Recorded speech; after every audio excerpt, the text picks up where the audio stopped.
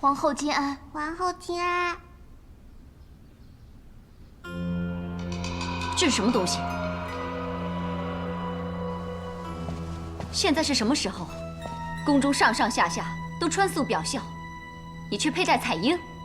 妹妹喜欢，看着会笑。皇后，是奴婢不好，奴婢没有看好小公主。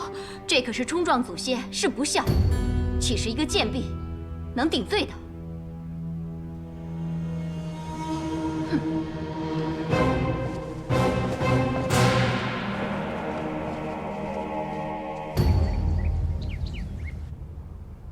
祖母本来最爱涂蔻丹的，可因高祖庙失火扶丧，现在都不着色了，只是涂上香脂就算了。想为高祖尽一点孝心呢。连祖母都这么有孝心，可那魏夫人却不将这事放在心上，竟然让魏长公主佩戴彩缨到处跑。啊？本来孙儿并不想烦扰祖母，但是兹事体大，不能不禀报啊。他居然这么不小心呐！母后，不小心说的真是太轻了。她连生3个女儿，仍得皇上宠爱，心也大了，气也粗了，不再安分了，连娇儿都要受她的气了，还会守规矩。本来还剩1日就过守孝期了，可是那魏夫人却不肯安分，如今叫孙儿如何是好？如果赏罚不分，今后如何面对后宫一众嫔妃？可若赏罚分明，只怕有人又说娇儿欺负她。她就是仗着这一点欺负娇儿。但是母后，这种事不能不罚呀。一来她有违孝道，二来她教女无方，三来朝中大臣都遵皇命，穿素服5日，后宫嫔妃反不以身作则，怎能服众啊？她上愧对祖先，下疑惑后代，外遭人画饼，不但要罚，而且要重罚她。禀太皇太后，魏夫人在外求见。让她进来吧。诺。祖母，你要为孙儿做主啊！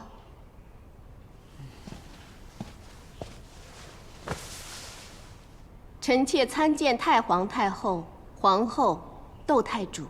听说你做错事了。是，臣妾教女无方，让魏长公主佩戴彩缨，有违皇上素服5日，以表孝哀之圣谕，大失体统，求太皇太后赐罚。知错就好了。这女儿啊，别看她现在年幼，若不严加管教，以后就骄横任性，不顾你心意，不管你死活，只管争脸争宠，不让你安宁。臣妾自当谨遵太皇太后教诲，严加管教3个女儿，绝不让她们长大之后恃宠生骄。你肯受教就好，不然若是在寻常百姓家，就会弄得家不成家；若是在后宫，则免不了一场血雨腥风。端午快到了，过节之前，你就去知事织素布吧。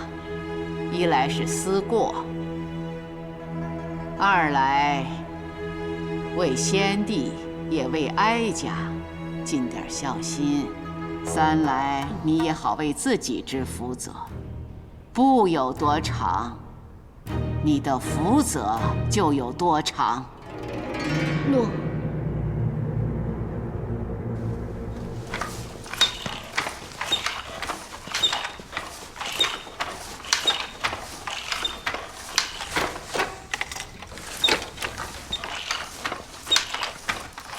魏夫人。姐姐你怎么来了？即是绵长孝思，我也来为太皇太后尽一份心，与你一起为自己织福。说是为自己，实则是为子父。子父心中感激。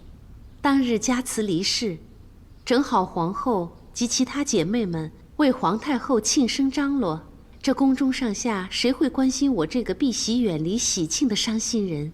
只有魏夫人亲自为我熬汤，助我安眠，又带我到蔚兰亭畔，教我点放竹筒灯，为王母祈福追悼。这都是举手之劳，但却让我感到这宫中仍有温暖情谊。我们这些人每天都要看皇后的脸色，眼看你受委屈，我们也不能说什么。还好这次太皇太后未有重罚，而且没有下令只许你一人织布，我才可以过来凑数帮忙。凑数不妨就多算我一个吧。赠香之情我不会忘，当时幸亏有你，否则皇上许久没来我处，一来若发现炉中无香，我囧都要囧死了。我进来的时候就已经看见姐姐了，你还想在外站多久呢？我做了些小菜，自己一个人吃不完，就带过来了。看你们可不可以帮帮忙？藤姬有心了。3位姐姐都来看子夫，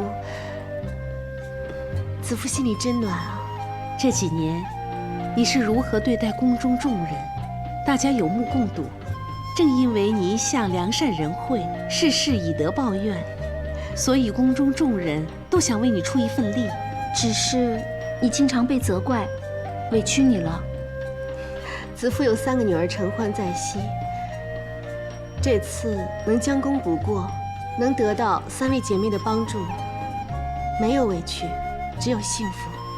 魏夫人就是这样，什么艰难的事到她身上都能开心面对。我儿时的周夫子曾经说过，笑着日子容易过。以后呀，我们都要向魏夫人学习。要是人人都像魏夫人一样，宫里就真的和乐多了。是啊，你们就别夸我了，我也是一步步的在学。我们一起知福存孝，为太皇太后福寿延年，奉体为安，祈福。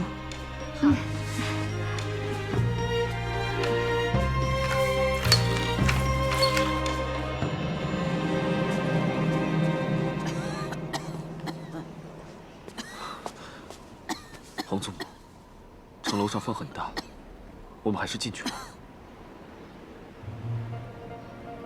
没事，哀家想再感受一下这居高临下、壮观的豪情。彻儿，你替哀家放眼看看，这河山是否一如往昔秀丽壮观？一如往昔。好，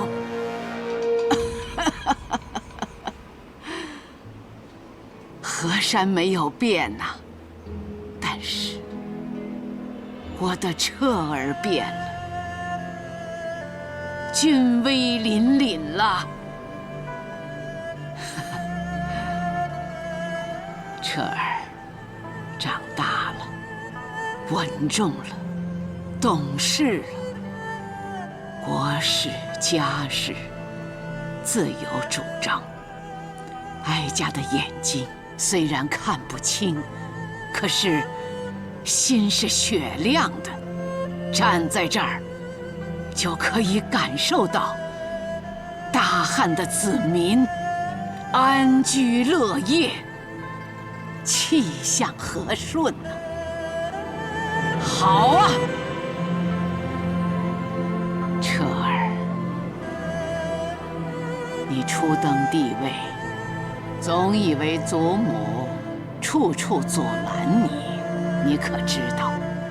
当时你只是一个20岁不到的新君呐。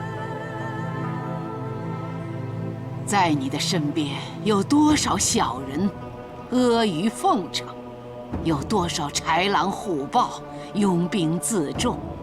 哀家是怕你年少气盛，中间难分呐。当初虽然没有体会祖母一片苦心，但随着年岁增长，孙儿已明白祖母所做的一切，皆为大汉着想，祖母比孙儿看得更远，看得更高。前有吕后乱政，留下恶名，为免猜夺唾骂，哀家几次欲撒手不管政事，但祖母常常梦见大汉江山突变，半夜惊醒，吓出一身冷汗。祖母不怕被世人唾骂，就怕闲人说彻儿半句鄙言。祖母，就算有冤魂来找，哀家也不怕。但凡有人教唆挑拨，哀家就先下手为强。祖母，你放心，孙儿一定会励精图治，会报祖母一片苦心。好，好，那祖母就放心了。夕阳虽好，却已是黄昏，跟哀家一样，时日无多了。祖母为大汉造福匪浅，建德深广，一定能长命百岁。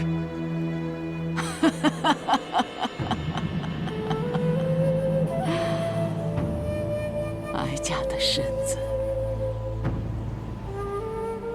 哀家自己清楚。再说，长命百岁又有何用？只盼孙儿能替大汉承先继后，能够成为开创盛世的千古帝皇。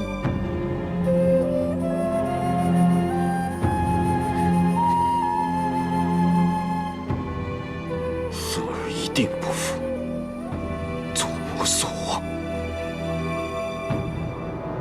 那哀家就心满意足了。一个老人还有什么能比得过能够盼的孙儿？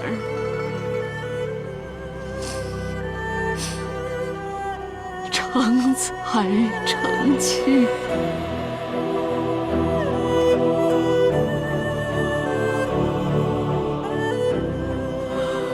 孙媳贤孝了。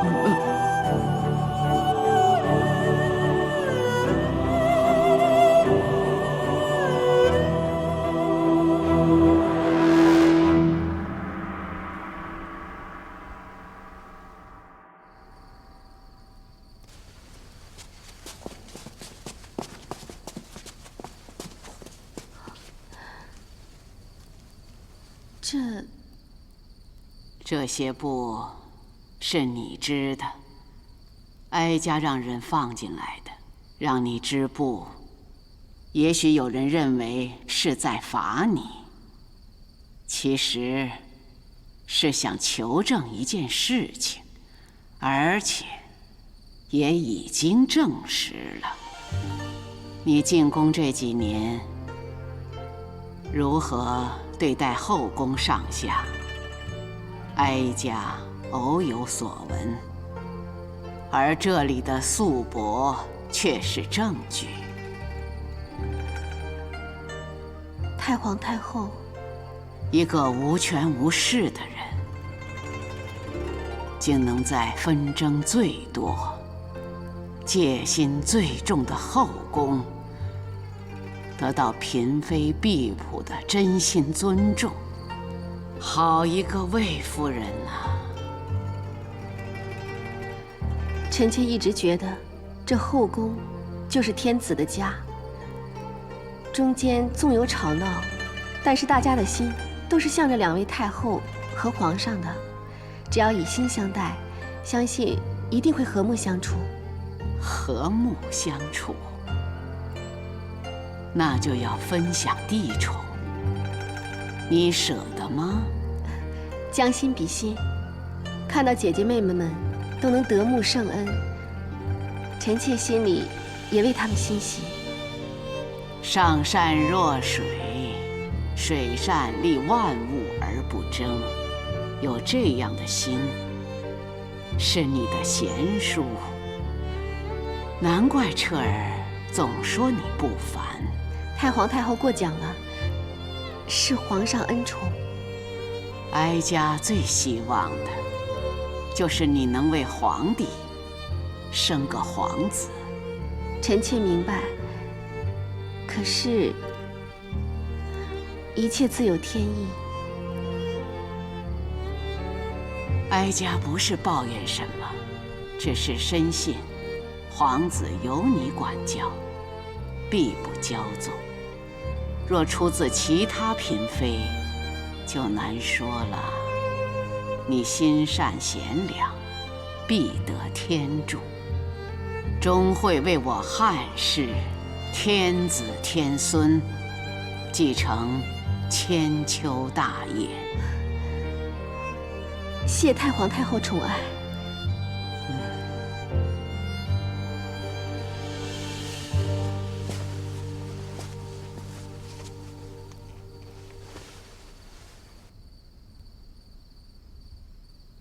你织的素帛，很快就可以用来做丧服。哀家也预先叫人磨好碑石，将来好写下哀家这一生。太皇太后一定会福寿绵长的。哀家不畏死，哀家力争3朝70多载，也活够了。高祖闻治天下，立我大汉江山。孝文亲尝汤药，弑母至孝。薄太后得诏后宫，母仪天下。哀家也辅助了3朝皇帝，无愧无悔。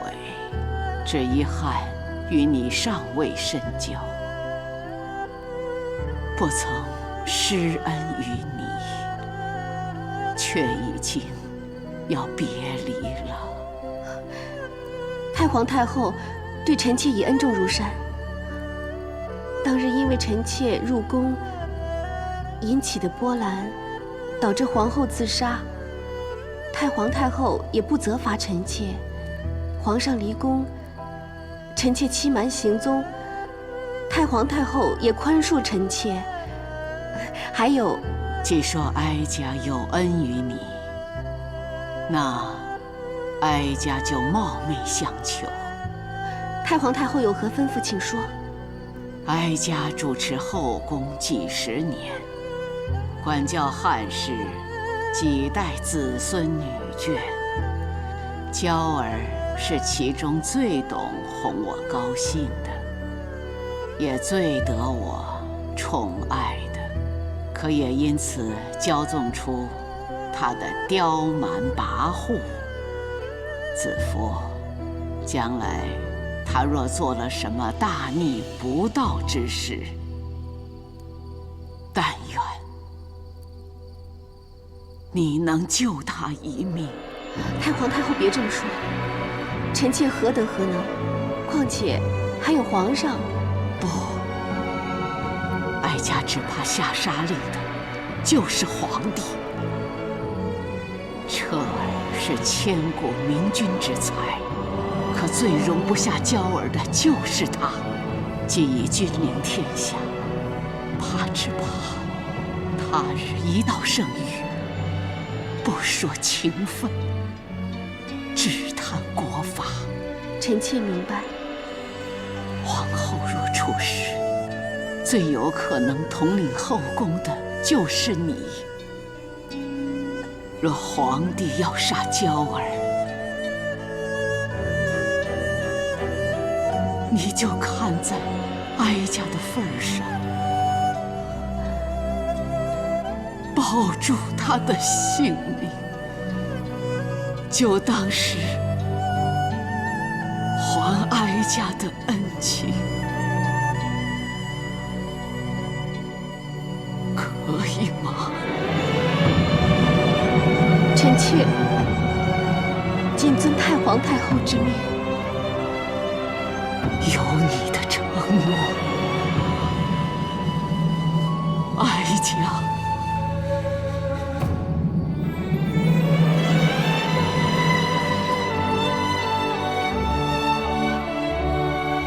无憾了。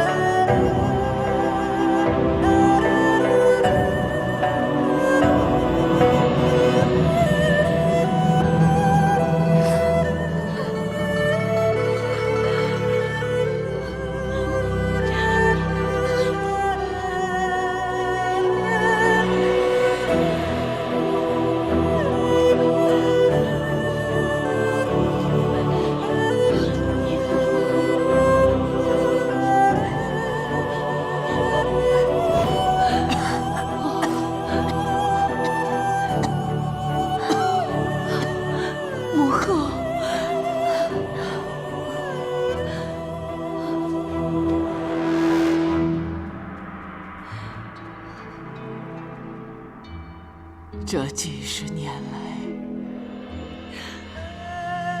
陪在哀家身边的，始终是你。最令哀家窝心的，也是你。纵使你有千万个不是，但你始终是哀家的手心明珠。母后。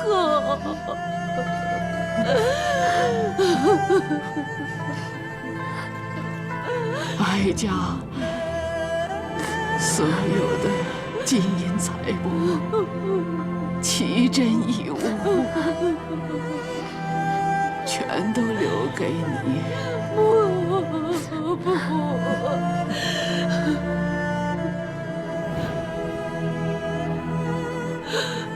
母后。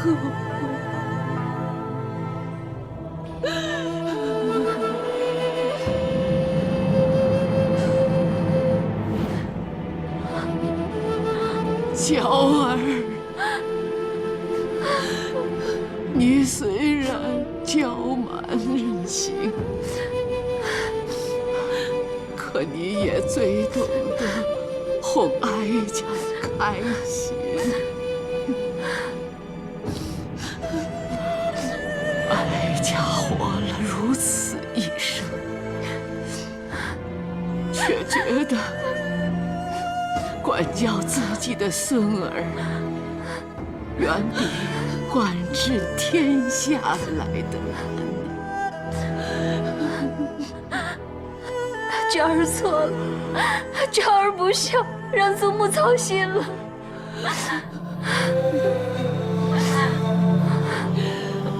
祖母要走了，娇儿。让哀家好牵挂呀！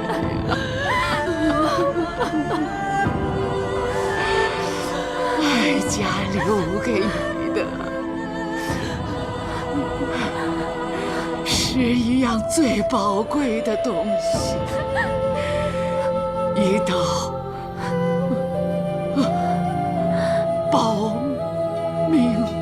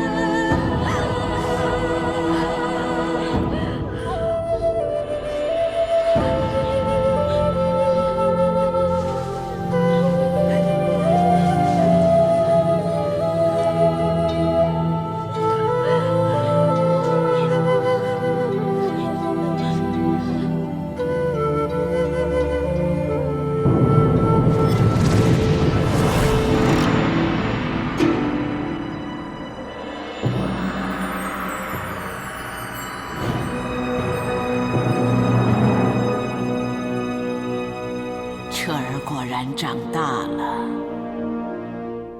哀家就能放心，把你祖父和你父皇的基业交给你了。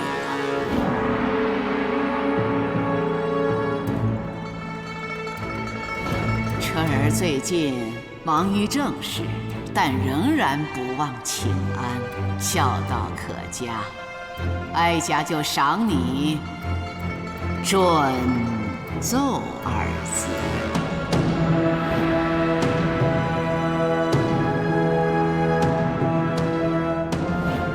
前有吕后乱政，留下恶名，为免猜夺唾骂，哀家几次欲撒手不管政事，但祖母常常梦见大汉江山突变，半夜惊醒，吓出一身冷汗。祖母不怕被世人唾骂，就怕贤人说彻儿半句鄙言。就算有冤魂来找，哀家也不怕。但凡有人教唆挑拨，哀家就先下手为强。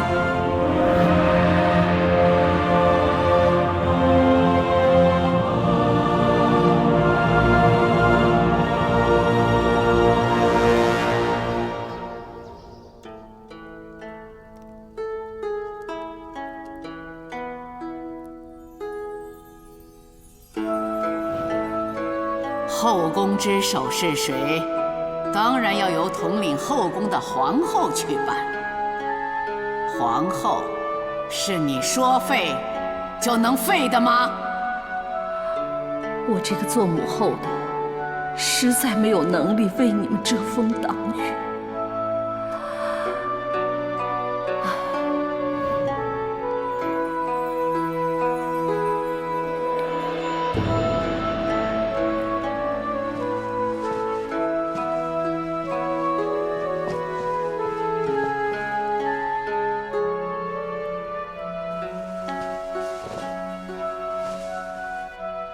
母后别再难过了。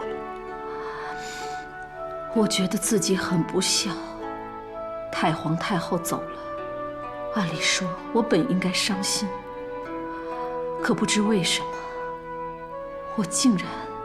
儿臣知道。深宫数十载，我虽登上了皇太后之位，却没有一刻不时战战兢兢，如履薄冰。以后，母后可以安享晚年了。这么多年，你出生，我怕你不得父皇欢心；你聪明讨好，我怕你招人嫉妒；你处理太子，我怕你遭人陷害。直到你登上皇位，还是怕你惹怒了祖母，被拉下来。母后可以做的，就是无时无刻的察言观色，在祖母身边，一直替你说好话，保住你的皇位。祖母只是太过深谋远虑，息怒不形于色。当初儿臣又年少气盛，才让母后经常为儿臣担忧，提心吊胆。提心吊胆，好贴切呀！几十年了，我终于可以自由自在地度过我的晚年了。母后一定会顺心顺意的安享晚年。母后顺心，儿臣才能顺意。母后生我居我，抚我恤我，养我育我，顾我负我。儿臣答应母后，只要有儿臣一日，就一定遂母后所有的心愿。有你这句话，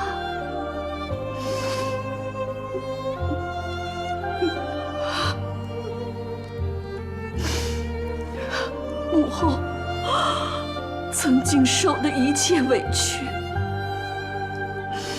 就都不算什么了。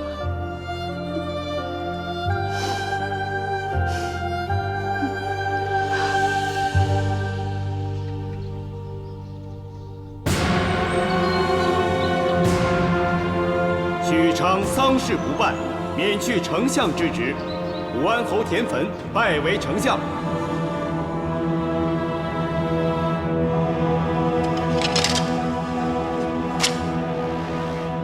太常定失序无德，恳请陛下将其罢免，以安朝堂。谁来顶替？又是用舅父的门生？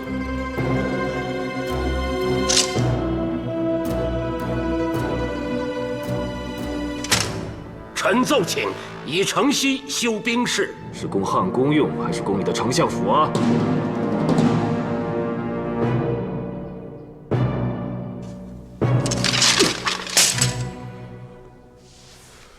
别讲了，都是田汾谋利自肥的想法。要朕再看，也是无朕的眼目。陛下，再怎么说，他也是你的舅父。那又如何？这3年来，他用人为亲，贪赃舞弊，如今越发猖狂，竟奏请收城南田地以建粮仓。朕不如将整个武库都给他好了，否则朕就飞向暴君位。子父，你有何看法？朝中之事，臣妾不敢议论。朕命你说。臣妾不敢，陛下在气头上会迁怒于臣妾。你若不敢劝朕，就不是朕的子夫了。你可知道这3年来，朕劝告了田汾多少次要收敛，但他却一发嚣张跋扈，目无君上。臣妾知道陛下盛怒，只因忧国忧民，担心万民福祉受损。可是陛下这一怒，却让臣妾想起弟弟早前提起过的用兵之道。可惜臣妾才疏学浅，不理解其中的深意。什么用兵之道？为何主不可以怒而兴师，将不可以运而制战？因为怒可以复习，运可以复运，亡国不可以复存，死者不可以复生。那是不是说，怒运的情绪可以改变，但是怒运之下兴师打仗，造成的伤亡甚至亡国，就不能改变？子父，你是想说，盛怒冲动做的决定，后果不能挽回，要朕息怒三思是吧？以田汾为相，是陛下答应皇太后的。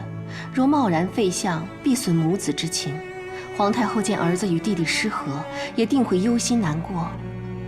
陛下弑母之孝，相信也不忍见皇太后难过。这是两难啊。朕确实要三思，找出个两全其美的办法。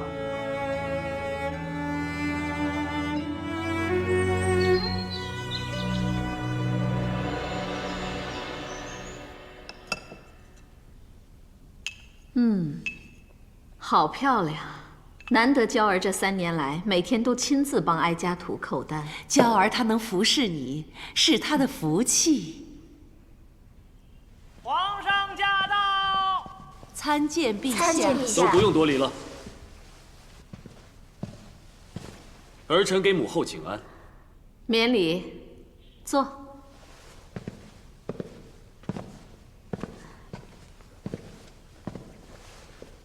你国事繁重，还天天过来看母后，好。母后刚才还对他们说，最近儿媳孝顺，让我觉得好开心。就连我弟弟田汾，他虽为丞相，公事繁多，也经常来嘘寒问暖，搜罗一些奇珍异宝、稀世药材，让母后觉得好顺心呐。母后顺心就好。但这些呀，也比不上他能辅助彻儿你更得母后欢心。母后正想着该赏他什么呢？彻儿，你来的正好，你帮母后想想。母后觉得该赏什么便赏什么吧。怎么，说的这么敷衍？他是你的舅父，是你的左膀右臂，论功行赏可不能马虎。他都已经是丞相了，权倾朝野，还要赏什么？什么话？什么权倾朝野？就是以权谋私，向朕弹劾他的人大有人在，可他仍不知收敛。哼，嗨，母后还以为是什么大不了的事呢。听弟弟说，他一心为国，事事严办，难免遭人嫉妒。弹劾他的人是有，可往往都是些卑鄙的小人。我看呀，你把那些告状的都治罪就好了。这恐怕要错怪忠良了。丞相所谓的一心为国，不少都是巧立名目，实则中饱私囊。你怎么能听信那些无中生有的话呢？你可知，尊重长辈，这也是存孝道。臣妾有一事欲请奏。说吧。皇太后提及孝道，如雷贯耳，提醒了臣妾：为子女者，父母生，视之以礼；死，祭之以礼。父母既坐于高堂，子女就应该让他畅乐，不烦不忧，乃为孝。说的是有道理，可你想禀告何事？臣妾亡母之坟即将要迁移，欲出宫去张罗。臣妾自知为何规矩，但深觉皇太后重孝义、崇礼德，臣妾斗胆提出此请。原来是想求出宫啊！哀家还以为你是想劝皇帝。儿臣也的确受劝了，以后必以孝为先，让母后开怀畅乐。也求母后体察魏夫人一片孝心，准其所请。迁移母坟是大事，哀家这次就准许你出宫走一趟。臣妾谢皇太后恩典。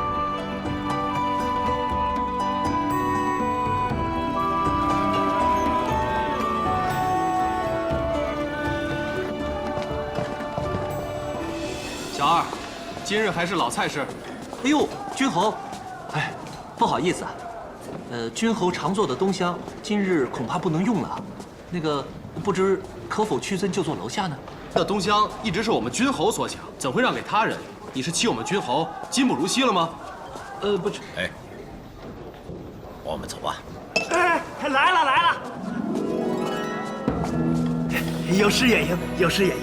冬香已经打扫一新了，保证贵客满意。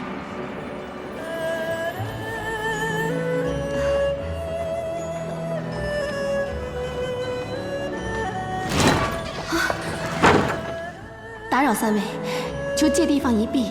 姑娘要向我等求助，又认为谁可以救你啊？依礼，上座者为主，见士与福琴先生为客，虽然只比大人深衣素朴，但腰系盘囊、剑钩，乃朝臣常用之物，求大人借地方一避。好一个心思缜密、知书识礼的姑娘啊！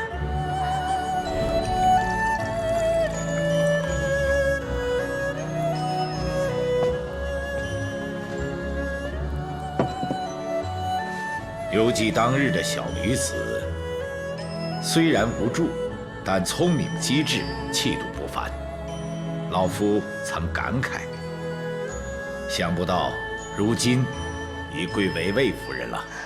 若是没有君侯当日的救命之恩，又何来我与弟弟卫青的今日？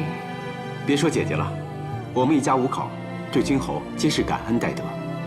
姐姐一直在说君侯为人正直，为君分忧。今日得见，卫青之幸。晚辈敬君侯一杯。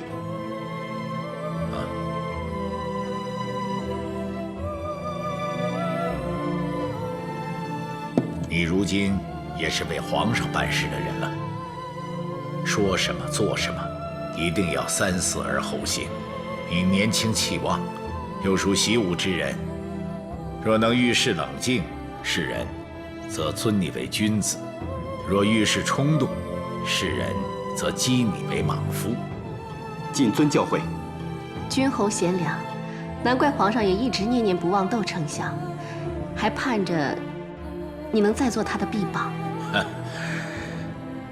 我不过是一个废弃之人，别说保国安邦，就连自己的田地都保不住，被人给强占了。君侯有功于朝廷，他们未免欺人太甚了。君侯的地在哪里？卫青定为你讨回公道。就在城南30里处，没了就没了吧。正所谓，小人殉财，君子殉名，又何必为了区区一块土地而争义气呢？今日多谢二位，让窦婴依旧做了东乡，做了上座。你们姐弟真诚良善，是大汉之福啊！若能跨过宫中的种种险关，将来一定前程无量啊！告辞，告辞。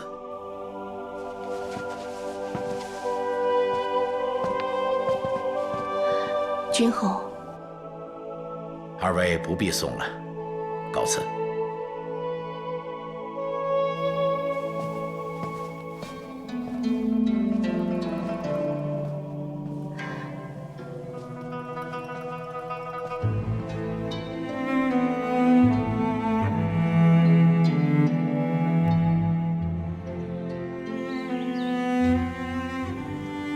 那块地是魏齐侯的，他是我们的恩人，曾经的窦丞相。当初田丞相说要送城南的那块地给我，我只一心庆幸母亲的坟终于有一块良地可以搬迁，我怎么会想到那是魏齐侯的？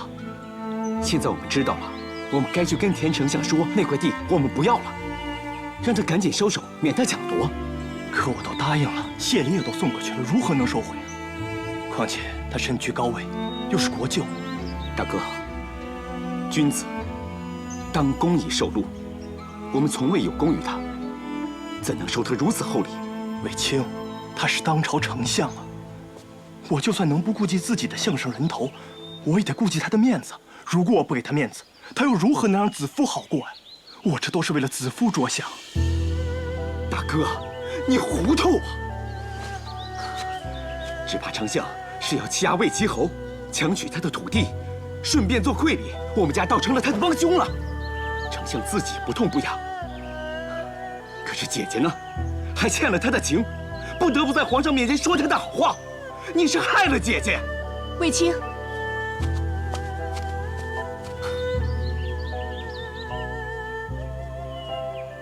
子夫，大可知道这次有失分寸，但我只是个贱民，要我退掉丞相的好意，真的很难。况且我曾在母亲坟前起誓，择日就迁坟，我不想失信王母。大哥提起王母，让我想起那年那场水灾。当时满目苍夷，盗贼横行，我们虽与家徒四壁，却连仅余的也被人抢走了。大哥看到我们几个饿到手脚发软，心疼地说：“他们抢我们的，我们也抢他们的，有什么比活命更重要的？”但是，你的话还未说完，母亲就打了你一巴掌。母亲告诉我们，就算是饿死，也不能贪别人的一粒米谷，因为贪是万恶之源。人一旦有了贪念，就会生坏意，这样的人即使是活着，也是祸患。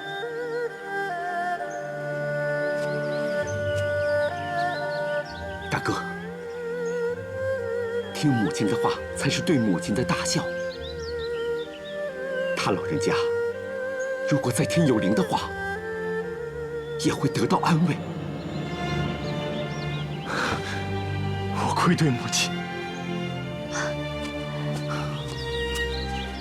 大哥，我们常唱“同苦同甘，安之乐之，齐家齐事，心善至坚”。只要我们兄弟姐妹都能像这首歌一样，不管富贵贫贱，都能安之乐之，一家人心向善，那还有什么能难倒我们呢？丞相的权威难不倒，宫里的威杖县官也难不倒。对，只要我们全家齐心协力，心善就能至坚，一切都不用怕。大哥，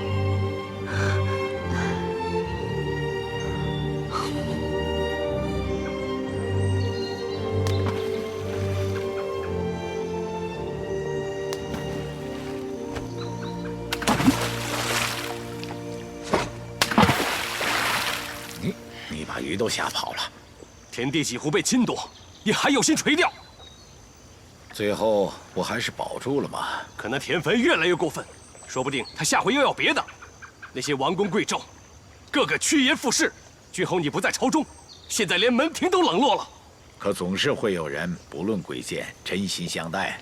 我能有你这样的朋友，就心满意足了。哼，我又帮不上你什么，又不是皇上。怎么又扯到皇上了？皇上当年说过，一定会重用君侯，也会顾念我的功劳。如今呢，你我二人还是废弃不用，倒让庸碌贪心的田汾位极人臣，把持朝政。皇上也是有难处啊，你总不能让他为了一个田汾跟自己的母亲争执吧？当今皇上有千古帝皇之才，他自有计较，我们就拭目以待吧。只要我们不给他添麻烦就好了。所以明知道要看田汾的脸色，君侯还是要出席他的婚宴吗？田汾娶妻，皇太后下诏，所有列侯宗室道贺。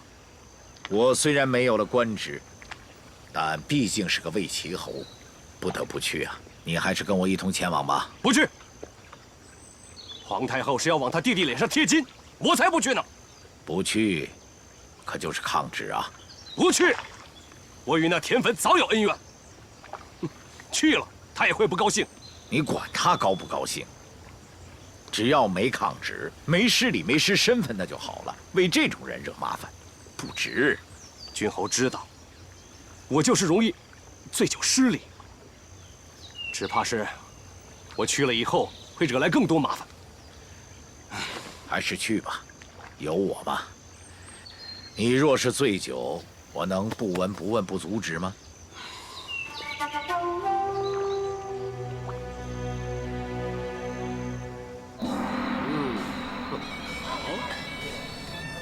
恭喜丞相！恭喜丞相！恭喜丞相！贺喜丞相！都说不要来了，你看人家多瞧不起君侯你啊！哎，去敬酒，我不去。哎，不要失了礼数啊！去。好啊，好。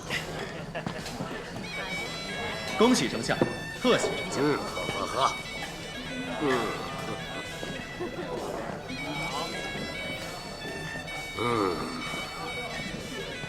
丞相，魏齐侯，和我来敬你了。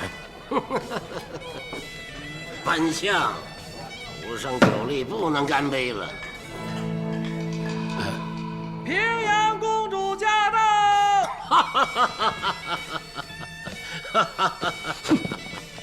参见公主，参见平阳侯，欢迎大驾光临。都免礼。谢公主。舅父大喜。舅父大喜啊！这是公主和我的一点心意，祝舅父舅母琴瑟和谐。哎呀，多谢多谢。哎，请上座。铁粉，你这是什么待客之道？一点都不懂得尊重。魏齐侯，怎么说也是先帝封的侯。冠夫，你喝多了。好，冠夫兄，来，走开！你要管，先管好自己的夫君。这么说，不要再弄个野孩子进门。哎，好了，别说了。公主，莫怪，冠夫喝多了，我们回去。哼，田汾，你如今是贵人了，就忘了魏启侯在先帝朝中做大将军时，自己还是个小小的郎官吗？如此怠慢他，这成何体统？你这个丞相之位，还不是靠你姐姐强占回来的？你放肆！你卖官鬻爵，贪赃枉法，霸人田产，贿赂后宫，这些对你来说都是小罪。我还知道你一些抄家灭族的大阴谋，证据确凿。官司借酒闹事，来人，抓住他！参见皇太后。弟弟，你刚新婚，不陪夫人，怎么一大早就跑进宫来了？姐姐，你把我给害惨了。弟弟，你快起来！你说我怎么把你给害惨了？你娶燕王女儿为妻，我出资替你办婚宴，我碍着皇太后的身份不便出席，却下诏让长安城的官侯去给你添面子。哎，他们是来给我添屈辱的。发生了什么事？官夫昨天晚上在婚宴之上，当众侮辱本官，说我欺压前朝丞相，那也就罢了。可是他还骂姐姐你，说你偏私护短，为弟弟争逐丞相之位。这个官夫真是目中无人，胡说八道！我叫人把他抓起来。姐姐恕罪，为免婚宴出差错，得罪燕王，我已将他收押起来了。你是丞相，这点小事何罪之有？哎呀，我是怕别人说我没气度，仗势欺人，而损了姐姐你的名声。别怕，我让皇帝治冠夫的罪，旁人没话说。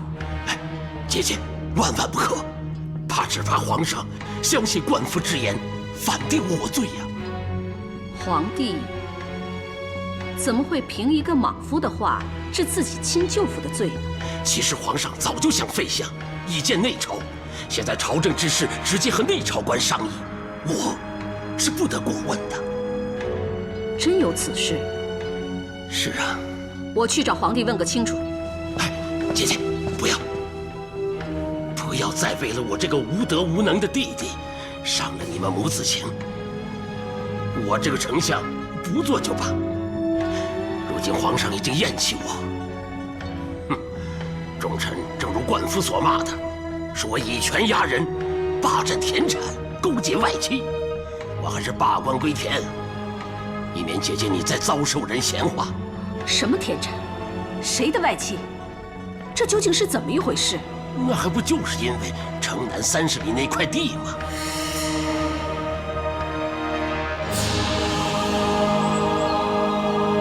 好甜呐！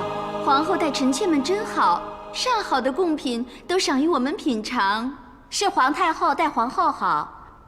丞相夫人从燕国带来献给皇太后的大枣，皇太后全留给了皇后。妹妹们若是喜欢，尽管多吃一点。皇太后驾到！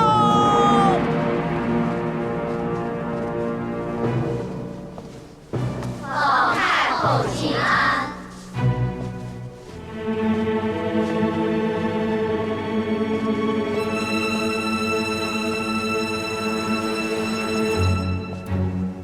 平身，谢皇太后。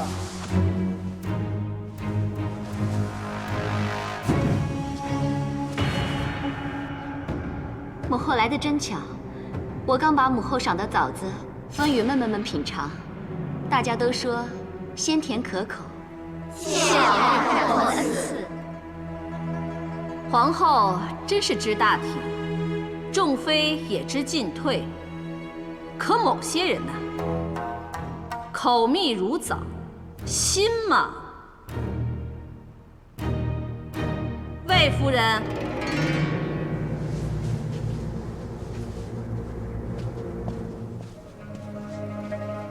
臣妾在。此枣可好？皇太后疼惜皇后，皇后关怀臣妾，赏赐之时皆……你在宫里享先尝甜，可知丞相新婚之夜，却因你而被冠夫辱骂，实不知味。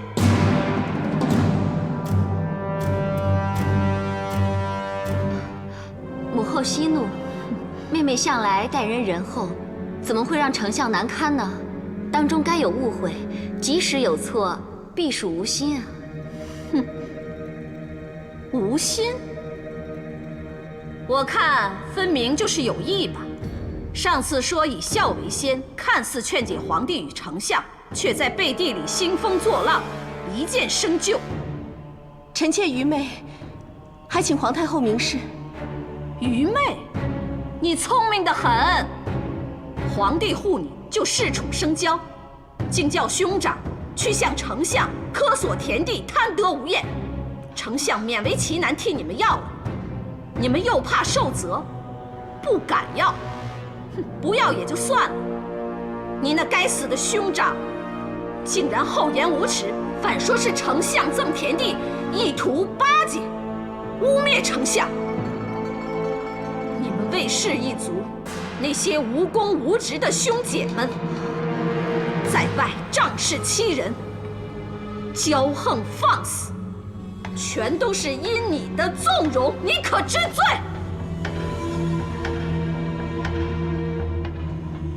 臣妾没罪。你再说一次。还是那句，臣妾没罪。启禀皇太后，臣妾与家人一直谨记母训，不受无功之禄。臣妾的兄长也从未向任何人索取田地。你是说，丞相冤枉你了？臣妾不敢。只是，丞相确实主动提出要赠与田地，可是兄长最后并没有收受。你是想说丞相冤枉你？那么是丞相主动送地，也是意图要巴结你们魏家，而你们魏家居然还拒绝了。母后息怒。魏夫人，虽然科索和散播谣言与你无关，可是，你再重亲情，也不能这样为了亲人而惹皇太后生气啊！可是臣妾一家从未对任何人提起丞相赠地一事，那污蔑之罪，实不能承认。城南30里那块地本属于魏齐侯窦婴，相信冠夫正因如此才得知此事，还请皇太后、皇后明鉴。母后，这么说来，魏家清正廉洁，品德高尚，丞相受辱，全跟魏家无关了。是吗？魏家真的是不贪不抢不争不妒？你别以为我们都忘了你的出身，你母亲也不过是个婢仆，一介山野之民，竟如此自言清高，得盖丞相。你别想欺瞒哀家。臣妾所言，句句属实。家慈虽为婢仆，一生坎坷，但古传遗训所知不少。家母教导儿女，要克己守礼，以贪盗为耻，哪怕就是饿死，也绝不贪念别人一粒米谷。我们一家人虽为婢仆，但是深知贫贱不能移，富贵不能淫。兄姐们，一无科索田地，二无污蔑丞相，三无骄横放肆。还请皇太后明察。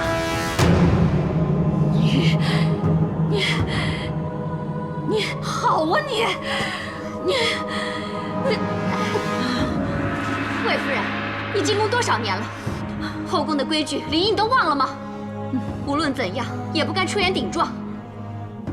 你这样叫皇太后的颜面何存？臣妾并非有意冲撞皇太后。母后，你怎么样？别气病了才好。皇太后息怒，都是臣妾的错，没有好好管教后宫，才让母后受屈辱被冒犯。母后要责罚，就责罚臣妾吧。这才是识大体，你懂了吗？枉费哀家疼惜了你这么久，你却是这样对哀家，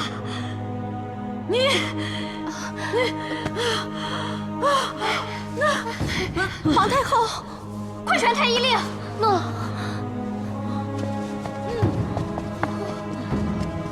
你太过分了，把皇太后气病了。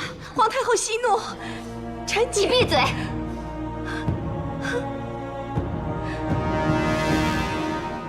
都是臣妾的错，臣妾急于维护家人的气节，逆言犯上，求陛下降罪。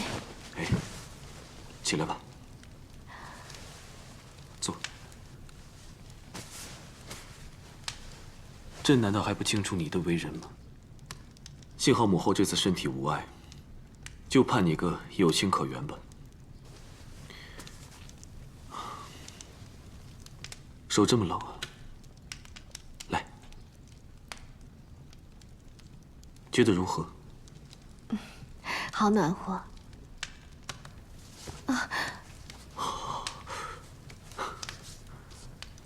炉虽暖和，可是将手靠得太近，就会烫伤。臣妾明白，臣妾以后凡事都会把握分寸，会想办法让皇太后消气宽心。那朕就放心了。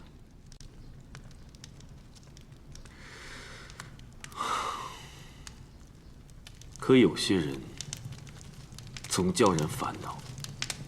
好一个莽夫！陛下指的是冠大人。他这一骂惹出这么多的火苗，现在就如这炉中的焦炭，自身难保了。难道真没有回旋的余地了吗？朕本想让姐姐从中调和，可是那冠夫真是不知好歹，姐姐好心去劝阻，竟也被他折辱。这次姐姐撒手不管了。母后为了女儿的名声和弟弟的尊严，定要冠夫人头落地才能解恨。要朕如何去救他？陛下英明，定会想到妙策。这事牵扯到母后，难啊。陛下英明睿智，总能让情况逆转。当年汲黯撕开粮仓，招朝臣画饼，阻挠新政。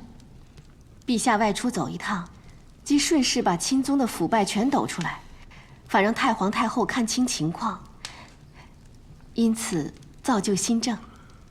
天芬巧取豪夺，结党营私，卖官鬻爵，强霸民产，每一桩每一件，断不会全无证据。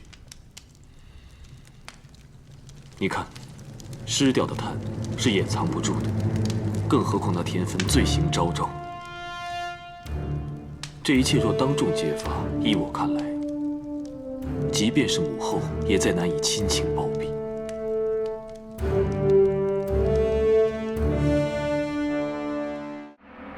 宣慰旗号到英。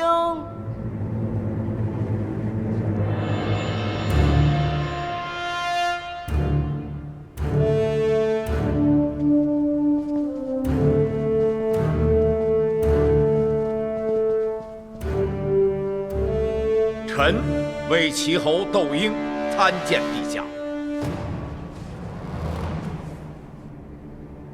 平身。冠夫骂作，朝野震惊。今日廷议，由魏齐侯与丞相双方陈词，再让众卿评断。朕会秉公处理。谨遵皇命。魏齐侯，你说。启禀陛下，冠夫乃我大汉之勇士，日前丞相婚宴，只不过最后失态，而田丞相，却说冠夫醉酒闹事，囚禁冠夫。岂是酒后胡言？冠夫分明是借罪行凶，诬陷丞相。若人人都借酒妄辱朝臣，那还要朝纲法制何用？其罪之重，当以诛杀。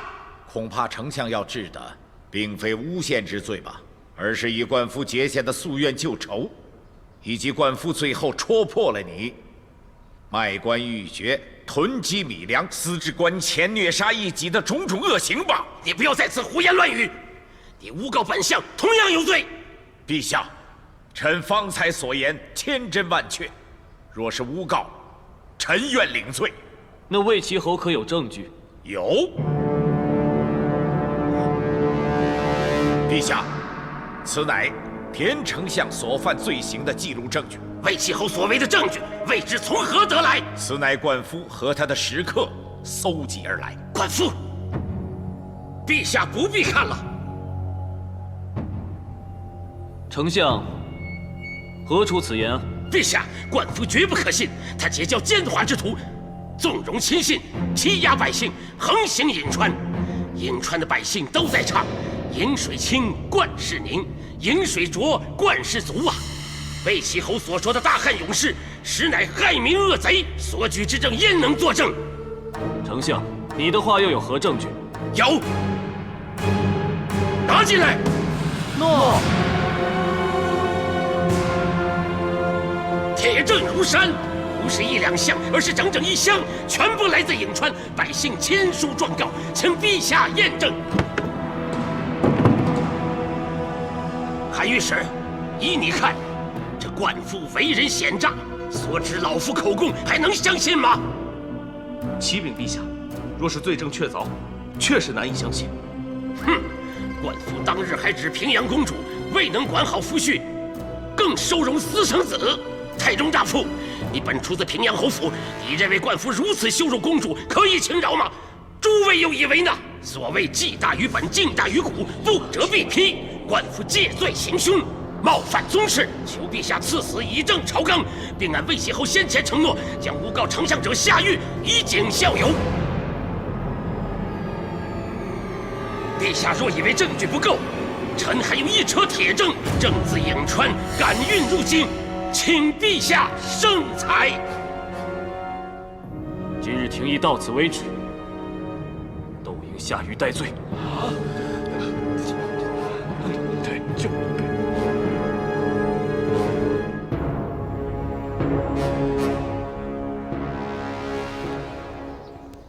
哀家的亲儿怎么如此偏袒外人？说什么秉公处置，丞相呈上1车的证据，他还不立刻判死？那窦婴以伪证诬陷丞相，竟然只判他下狱戴罪。母后，先别生气，皇上向来断事英明，心明眼亮，今日这事或许另有因由。皇上向来重孝，有什么原因让他忤逆母后的意思呢？除非是要顾及他人的感受吧。你说的是谁？哎呀，这些事我真是不敢乱讲。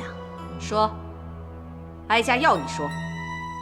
冠夫和窦婴2人是魏夫人的救命恩人，会不会是魏夫人为了感恩图报，已经在枕边求了情呢？又是他！母后息怒，皇上该不会为了顾及一个姬妾的面子，而把母后和舅父的颜面放一边吧？娇儿，你时时都在皇上身边，为何不好好劝劝皇上呢？皇上怎么肯听我的？我也不想跟别人争。哀家就知道他会偏心，可娇儿你才是他的皇后。算了算了，后宫的事，皇上只听那个魏夫人的，娇儿都不敢多话。可怎么连朝政大事，也任由一个小小的姬妾随意摆布呢？这成何体统？魏夫人求见。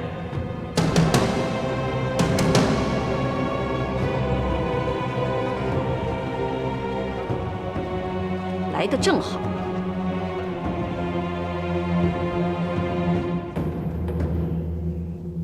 拜见皇太后、皇后、窦太主。臣妾听闻皇太后最近胃口不佳，特意带了几样小点，请皇太后品尝。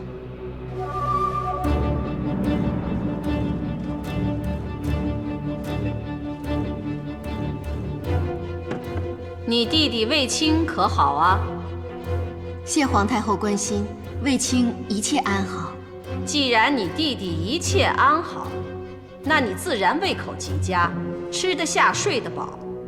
哀家可就不好了，哀家的弟弟身为丞相，却被人欺辱，你叫哀家怎么吃得下？你把这些吃的东西带回去给你弟弟吃吧。皇太后息怒，臣妾只是关心皇太后凤体安康。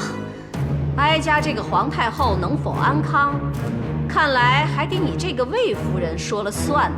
臣妾愚钝，臣妾不知道自己错在哪里，愿听皇太后教诲。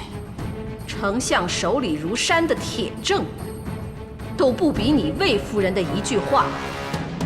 能颠倒黑白，干扰皇帝，逆错为正。臣妾不敢，请皇太后明鉴。何况皇上英明，又怎会受臣妾左右？你是否左右人心，哀家早就看透。魏长公主伶俐可爱，哀家赐她小点，可她却要看你的脸色才敢吃。皇太后，只因魏长公主身子，哀家早就识破了你心口不一，嘴巴上说不干政，可背地里却结党连群，勾结窦婴和灌夫，陷害我们皇室宗族。母后，或许这件事情魏夫人实不知情，纯粹是皇上圣裁。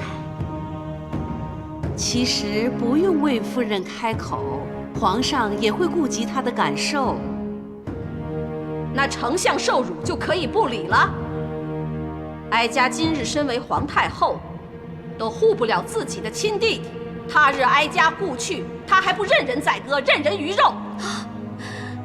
母后，你怎么说这么重的话？母后凤仪天下，寿山福海。魏夫人精心为皇太后准备了美典，可见她也自觉不适，有请罪之心了。皇上平日最看重的是妹妹所说的后宫和乐。妹妹呈上的食物，母后，你怎么也吃一点点，好让妹妹尽她的孝心，也算是顺皇上的心意呀。别让母子之间有嫌隙。荒唐！哀家要吃她的东西，才能维系哀家和皇帝之间的关系，才能表示我们母子无嫌隙。她算什么人？哀家吃她的东西，哀家不吃不吃，哀家非要灭了她朋党不可。皇帝如果不下旨杀了灌夫，哀家就绝不吃任何东西。看皇帝到底是听你这个姬妾的，还是听我这个母后的？皇太后，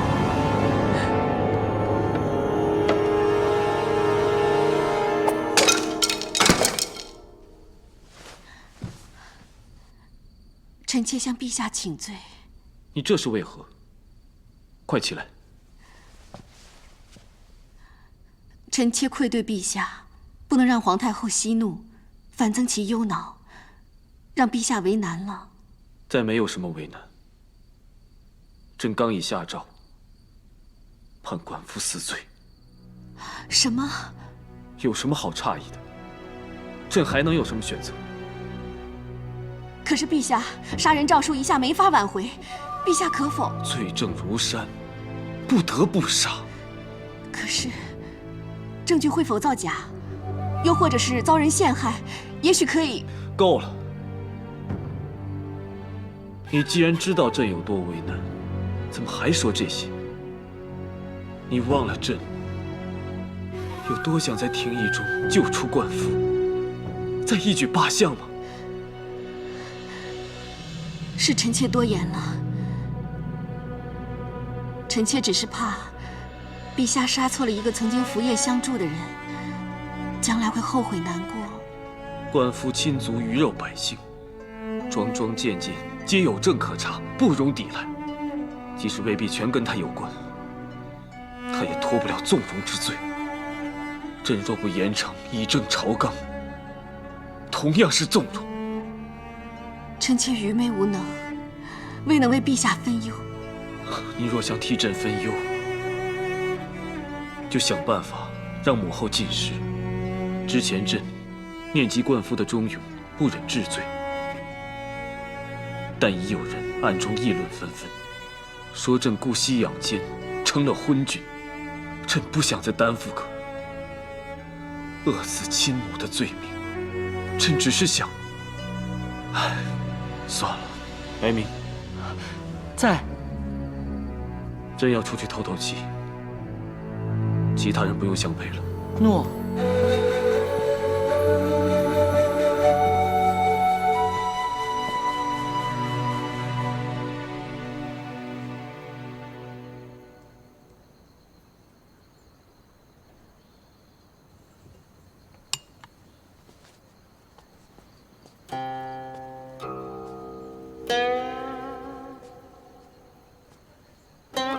皇后真有雅兴。给陛下请安。刚才太过入神，未能及时迎驾，陛下恕罪。无妨。朕刚才听到琴声，就循声走到这里。原来是皇后在此抚琴。其实，臣妾并非抚琴，而是在谱曲。哦，谱曲，唱新曲。这是在为谁谱曲？是为母后。母后先前心情不佳，臣妾刚刚去探望她，她总算答应臣妾肯用膳了。真的？臣妾也甚是高兴，所以就想着谱首新曲弹奏于母后，好让她抒怀。以前不知你还懂音律。臣妾知道自己脾气急躁，总惹陛下心烦，所以臣妾决心改过。学习陶冶性情，修身养性。音律果然能让人有所改变。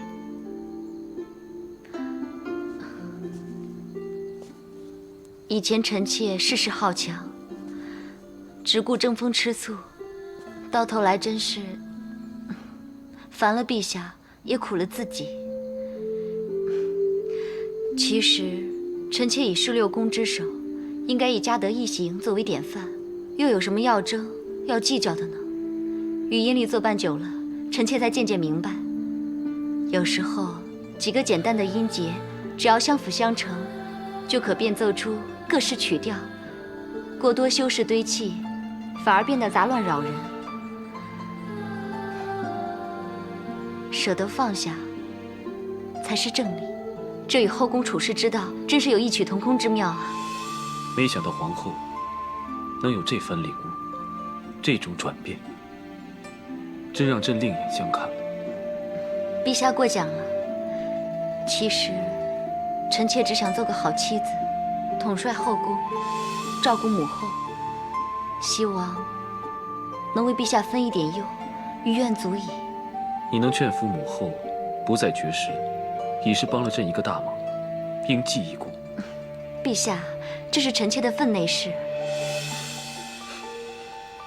哎，这是什么香？味道这么熟悉。陛下，还记得这香气？当年你还未当太子，有一次你跑来告诉臣妾说，很喜欢祖母房中的香味，臣妾就悄悄地去偷了给你。我们还一起躲在宫中一角，偷偷地闻。后来被祖母发现了，要罚你抄礼经呢。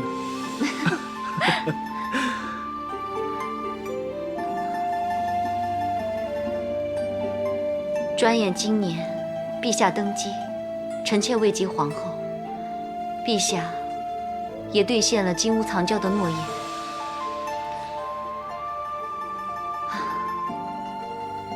可是房中已无香，金屋也……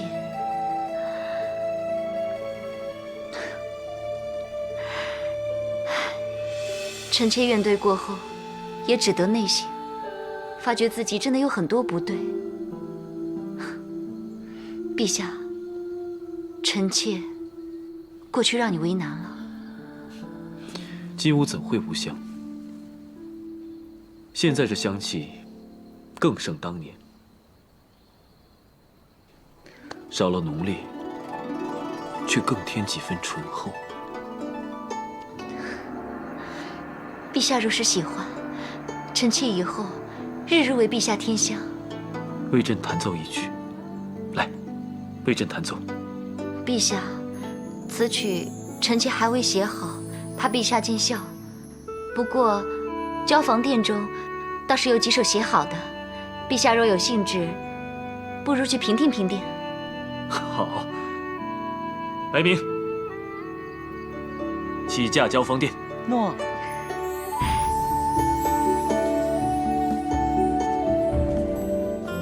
煽风点火，惹太后绝食；抚琴谱曲，引皇上欣赏。再来个熏香回忆，扣君心垂怜。真是技技精妙，引得皇上重临交房殿，让我娇儿重获圣宠。哼，要不是窦太主事无巨细，述说周详，小人也不能对困局了如指掌，一矢中的。先生果然是料事如神，足智多谋，堪称世外高人。为何不让我早点遇见你呢？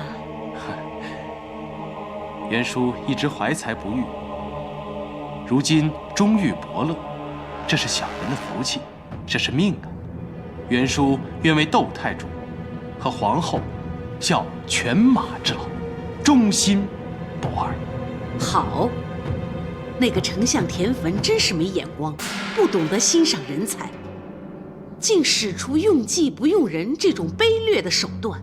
哼，田汾的失算反倒成了我的胜算。从今之后，先生你真是要多为娇儿出谋划策，我们母女一定不会亏待你，必重重有赏。多谢窦太主，小人如今只使了第1计，还有千方百计。定能扫除皇后身边的所有障碍，永保皇后统领6宫，母仪天下。好，那就好。但是如果要令我娇儿常得圣恩，目前我要对付的人就是卫氏一族。请窦太主放心，窦太主一声令下，要他们永不超生，也只在鼓掌之间。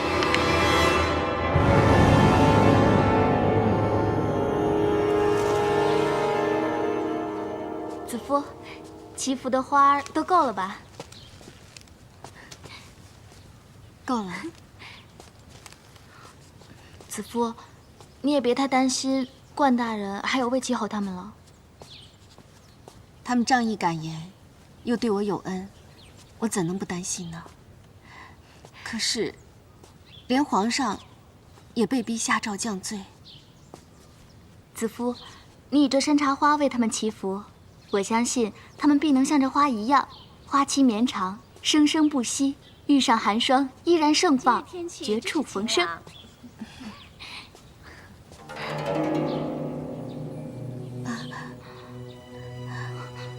皇后金安。哟，妹妹这么清闲，有空来赏花呀？臣妾不是来赏花，只是来采花做祈福之用。祈福？哦，对了，你是应该祈福，好让皇太后不再生你的气，皇上不要冷落你，还有你身边的朋友平安无恙，逃过极刑。原来魏夫人这阵子如此时运不济，事事不顺呢。我实在是太忙了，本想去帮妹妹祈福，可是皇上天天来我交房殿，我真是分身乏术啊。皇上喜欢边享花酒美点，边听我抚琴畅咏。唉，若不是我亲自采的花，亲手做的小点，皇上都不吃呢。让皇后操心了，臣妾不是为自己祈福，臣妾只是希望皇太后能身体安康，皇上顺心如意，也希望朋友平安无事。唉，想不到你愿望那么多，是不是太贪心了？不过，只怕想让皇太后长乐无愁，那你的朋友就难保平安了。我们走。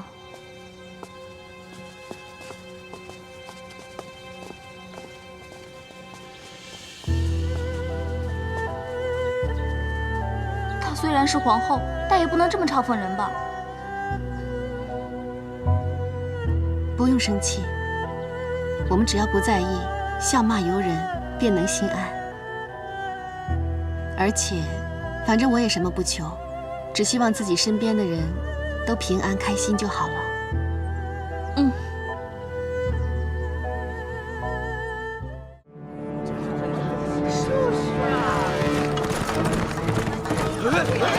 皇上密诏，特赦魏齐侯，暂缓行刑。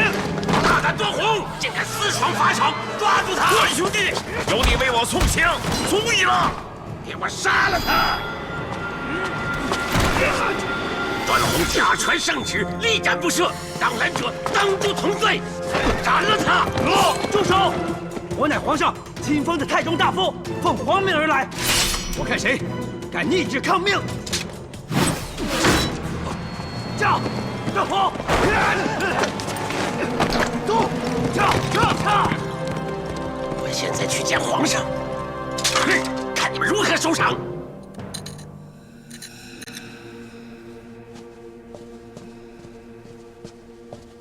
皇上，太中大夫卫青与祁门仆射段宏求见。段宏，是，段宏。传。诺。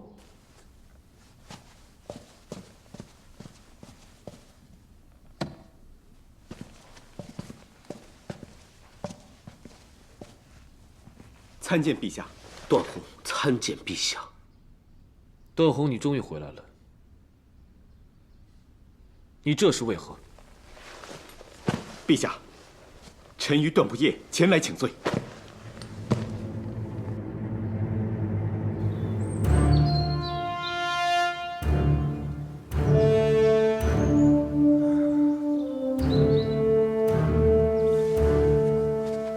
参见丞相。怎么样？回丞相，皇上正在议事，暂不能接见。皇上是否正在面见魏大人和段不夜？还是请丞相先回，等皇上见完之后，自会再宣召丞相来。好，那我明白了。我们走。劫法场，假传圣旨。你们果然是胆大包天，一个闯祸还不够，你也去掺和了。陛下，当时情势危急，朕才刚刚了结了一桩难决的公案。你们两个这么快，却又给朕添难题。卫青，你可知道，假传圣旨是必死的大罪。臣这几年，常闻陛下对边城敌患忧心忡忡，还时常询问段不夜在西域的情况。这次段不夜突然回来，思量他必定有大事急奏，陛下也定想知详情，故提前在法场转达圣意。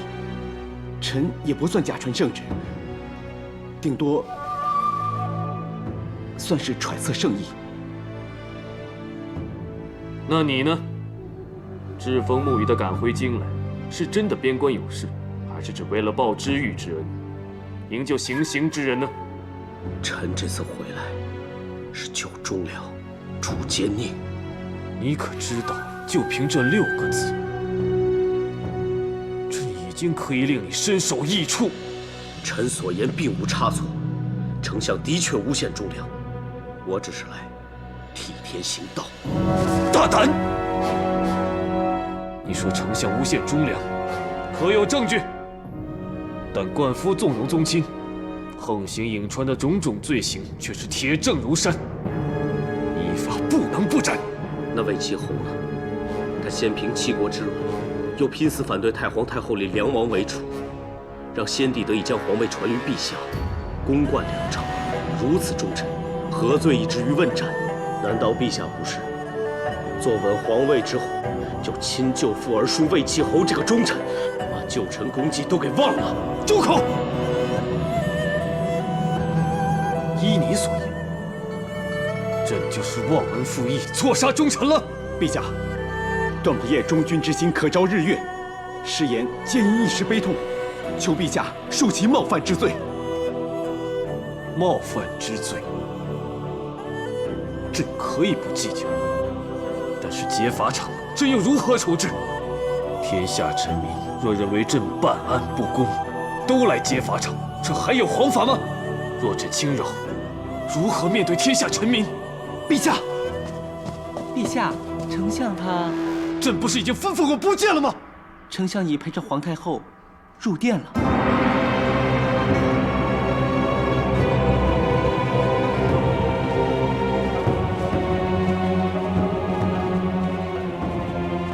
臣参见陛下。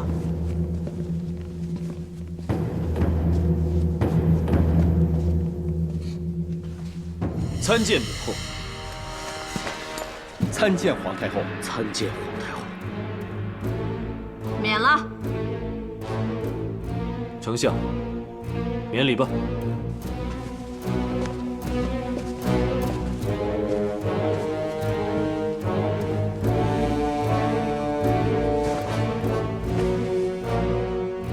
哀家还以为皇帝是忙，连我这个母后都不见了。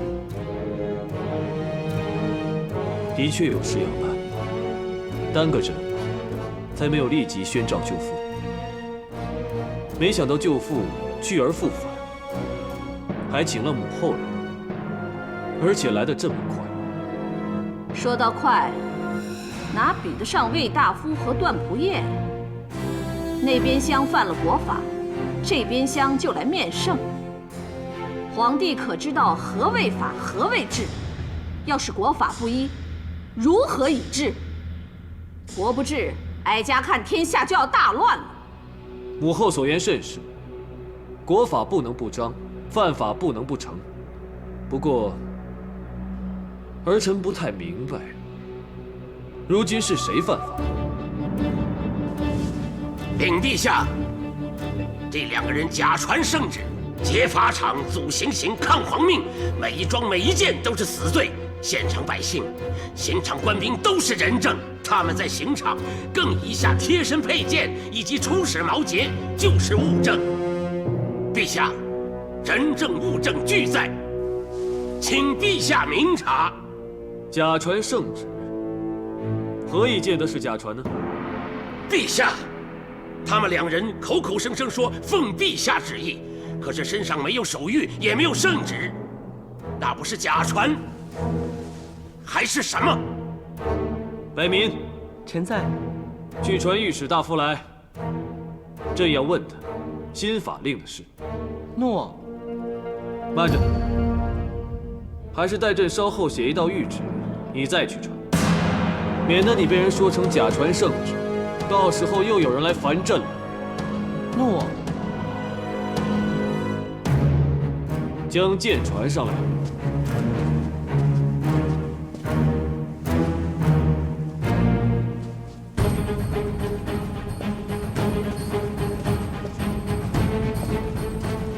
卫青啊，你连传个口谕都要解下佩剑做担保吗？是不是朕的话比不上这把剑的分量？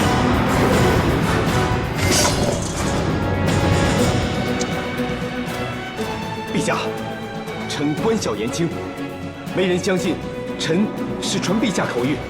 事出突然，臣只好留下佩剑，待段不夜强行离开。官小言轻，看来朕要再升一官了。丞相，一切似乎都是你过于谨慎所致。纯粹是误会一场。起来吧。诺。皇帝，卫青既然真是传你口谕，哀家也无话可说。那么，这个人呢？他明明就是私劫法场，罪不可恕。如果要治罪，那也是先要治舅父的罪。陛下，臣不明白，请陛下明示。你可知道你身后那是什么？这是段仆夜出使西域所持的毛节，他亲带到刑场，并留在那里，现场的臣民皆可作证。回陛下，确实如此。既然如此，丞相难道不知道，此节是朕派遣使者的凭据，代表大汉，代表朕，借节如见朕吗？朕将此毛节交与段宏，就算段宏有罪，都必须亲来见朕交回毛节。丞相却无视法理体统，硬要当场问斩。段宏反抗是逼不得已。朕想问丞相，你当时心中是否只有杀人之气，全无敬朕之心？陛下，皇帝，丞相判段宏力斩不赦，虽然有点鲁莽，未有顾及段宏使臣的身份，可也只是一心想维护朝纲。难道谁人拿着这毛节就可以任意妄为吗？那日后，母后放心，丞相以下犯上，几乎擅杀汉室，对朕不敬等等大罪，儿臣念他重法纪的份上，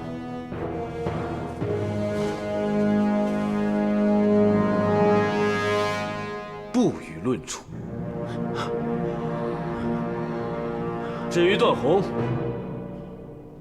擅闯刑场，虽因初回京城未知情由，于情可恕，但于法难容，朕不会轻容。来人，在，给朕重重杖罚50，以儆效尤。诺。走。